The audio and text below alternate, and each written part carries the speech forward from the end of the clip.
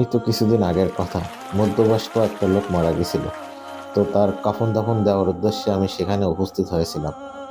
তো প্রতিবেশী যারা আছে, তার ওই নিথর দেহটা আহ, বারান্দা থেকে নিচে নামানোর আগে তারা বারবার বলতেছিল যে তার শেষবারের জন্য তার স্ত্রী যেন তার মুখটা একটু দেখে নেয়। শেষবারের জন্য তার স্ত্রী যেন তার মুখটা একটু দেখে নেয়।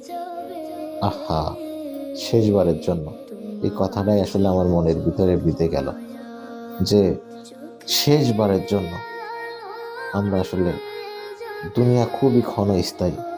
তো আমি পরক্ষণে খেয়াল করে দেখতেছিলাম, শেষবারের জন্য তার স্ত্রী তার মুখটা একটু দেখলো, তারপরে শেষবার যে সুন্দর করে সে বাড়িটা তৈরি করছে, সেই বাড়ির আঙিনায় শেষবারের জন্য তাকে গোসল দেওয়া হচ্ছিল। এবং কিছুক্ষণ পরে দেখলাম, খুব খেয়াল করে, যে সাদা কাফনের কাপড় এনে তাকে সুন্দরভাবে সাজিয়ে দেওয়া হলো। শেষবারের জন্য বাড়ির আঙিনায় তার লাশটা রাখা হলো। এবং কিছুক্ষণ পর জানাজা নামাজ করার পর তাকে কাফন দাফন করে দেওয়া হলো। তো এই শেষবার, এই কথাটা আমার এখনো পর্যন্ত সবসময় কানে বিধে আছে।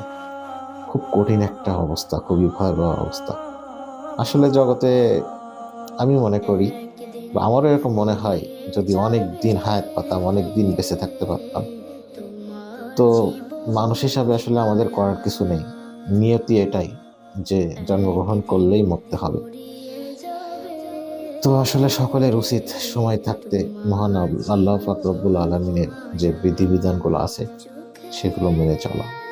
আল্লাহ সবাইকে তার বিধিবিধানগুলো মেনে চলার তৌফিক দান করুন।